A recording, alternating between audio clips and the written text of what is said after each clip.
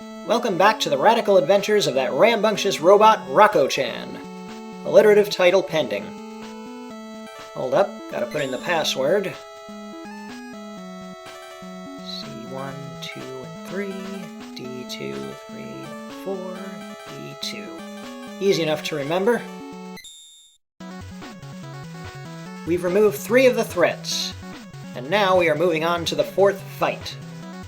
Rolling Man. Don't underestimate me!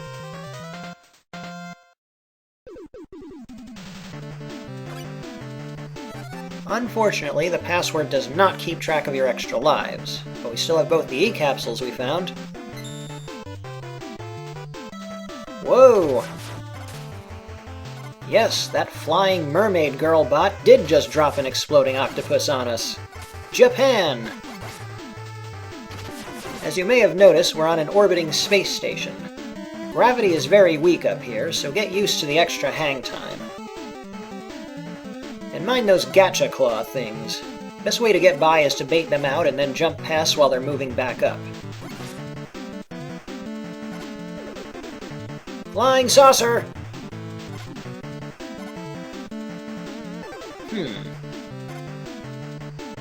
Well, you couldn't pull this effect off in 8-bit.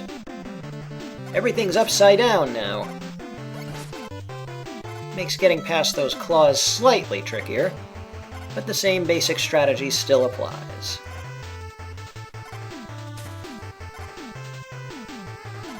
Guess we're falling up. Refraction beams. Tricky.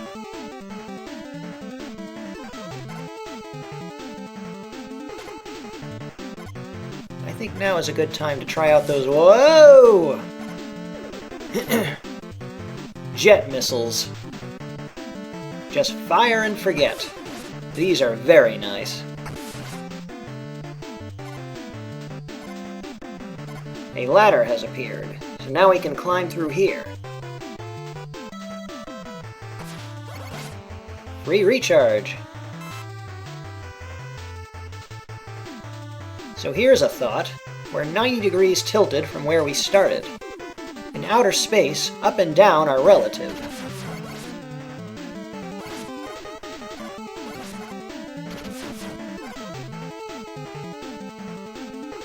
Cosmolokumaru. I'll leave it to you to decipher that one. Somebody didn't pay attention when they mirrored these sprites. The 6 is backwards when they move right. Tisk tisk. Boing, boing.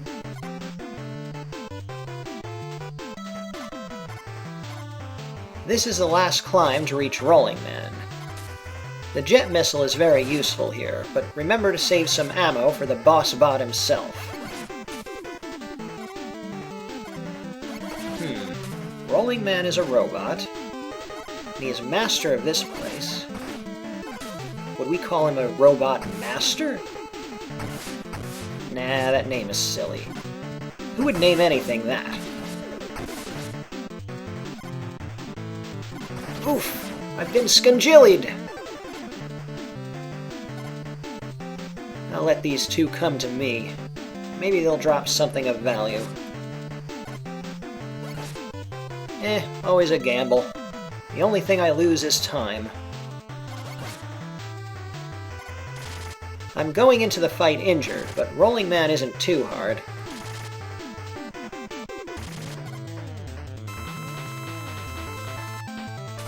A good strategy for fighting him is to try to stay on the ground right behind him. He can't seem to hit things that are just behind his back.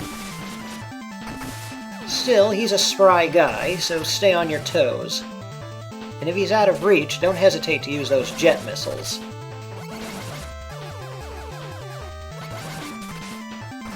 It's kind of challenging to stay close to him. You're used to dealing with most enemies at range. Dang, he's giving me more trouble than usual. That was a close fight, but I'll take a clutch victory over a narrow failure any day.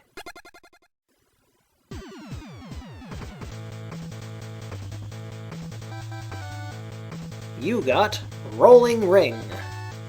This is a very quirky weapon, but it has its uses. Pause here if you want the password.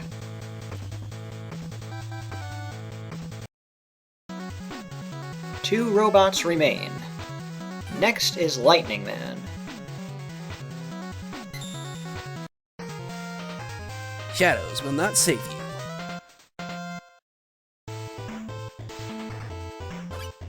Lightning Man makes his home in some sort of factory. The rolling ring is ideal in these enclosed spaces. Don't waste all of it, though.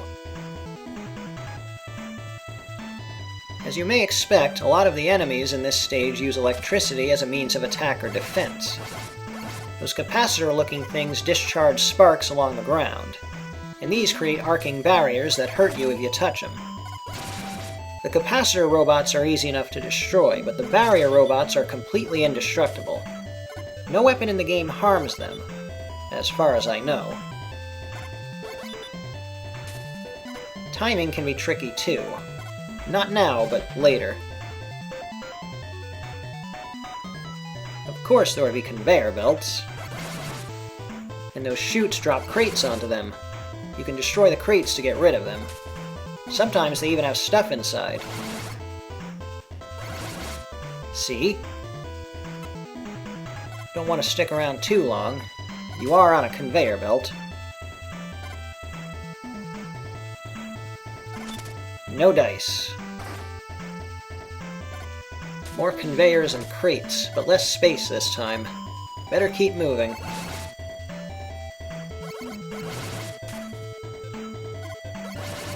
Dash against the current.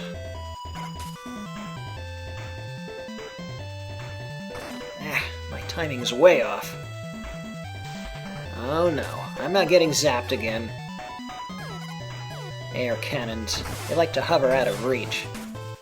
Here's where weapons like the rolling ring and jet missile come in handy.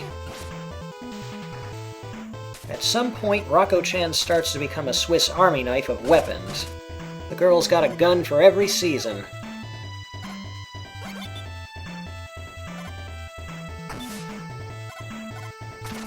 Point blank.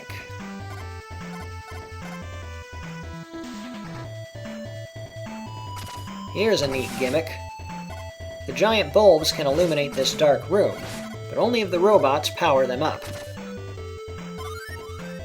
You may want to use the beetle jet to escape this alcove. The trick to getting through this is simple planning. Don't be too eager to blast the robots. Observe and memorize the surroundings, then make your move.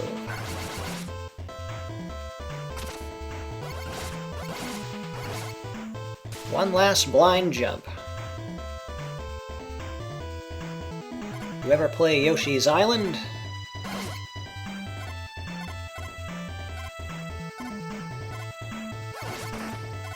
This is another situation where the jet missile would have saved me some grief. Sometimes I'm just stingy with ammo. I don't know why.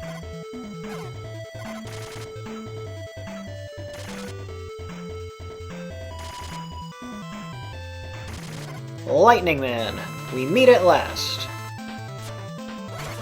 Out of all the androids we've faced, he's got the highest agility. He can be tricky to even hit. Once you get a feel for it though, he's easy. Sometimes I beat this guy without even taking damage.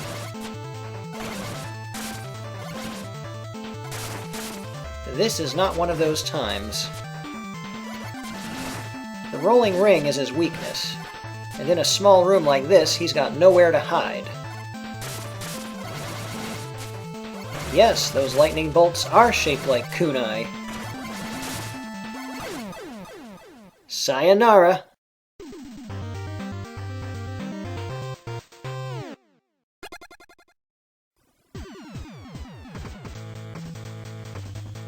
Oh yeah. Lightning Flash. We can take revenge for all the times we got zapped.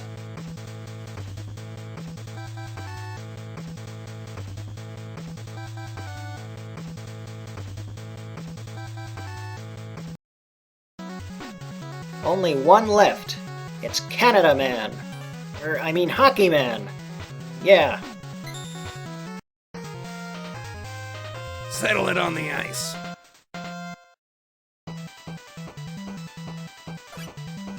Let's test out that Tesla-type gun. Kinda similar to the volcano cannon, but it trades splash damage for armor penetration. You're going to want both weapons, probably.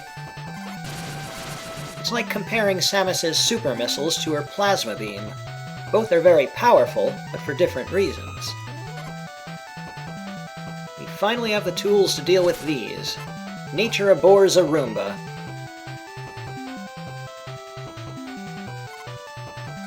That ice block can only be broken by the volcano cannon. Another reason to go after Volcano Man first. A tiny little recharge.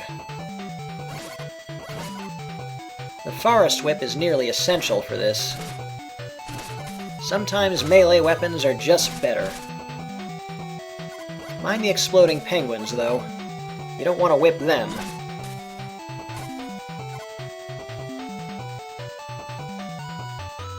The second mini-boss. There are only 3 in the whole game. This one's a giant ice machine on treads. I find that the volcano cannon works well. I suppose that makes sense. If you want to destroy a refrigerator, just throw a grenade into it. Don't actually try that in real life, obviously. Those blocks down there will shatter after you land on them.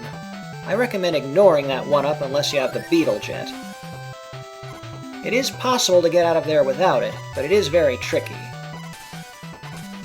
Speed is the key here, though you may want to have the Forest Whip ready to deal with that rabbit at the end. Here's where the rolling ring really comes into its own.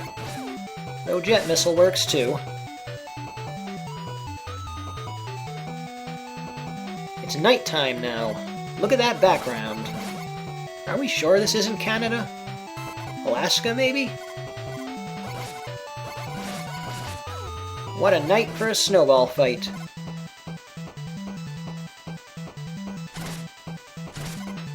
Those robot rabbits are darned agile.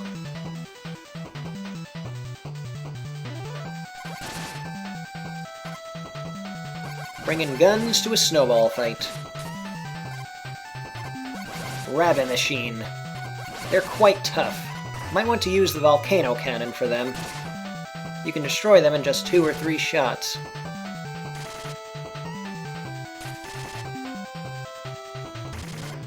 Alright, Hockey Man, you've been playing way too rough. And that's really saying something considering your sport. Time to send you to the penalty box.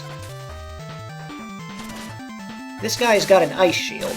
Deflects most weapons, except for the lightning flash. He'll activate his ice shield and shoulder charge you. Or he'll just hit you with the old slap shot.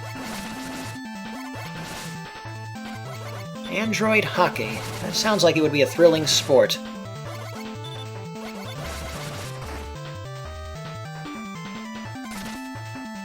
Zap!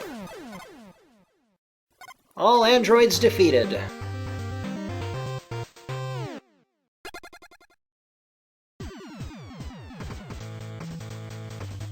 Nice! We got Ice! Shield! And with that, we have acquired every type of weapon and equipment in the game. Now nothing stands between us and the villainous Dr. Mad. We'll be setting out for the devious Doctor's fortress in the next episode. Thank you once again for joining me. Tune in next time for more Rokko Chan.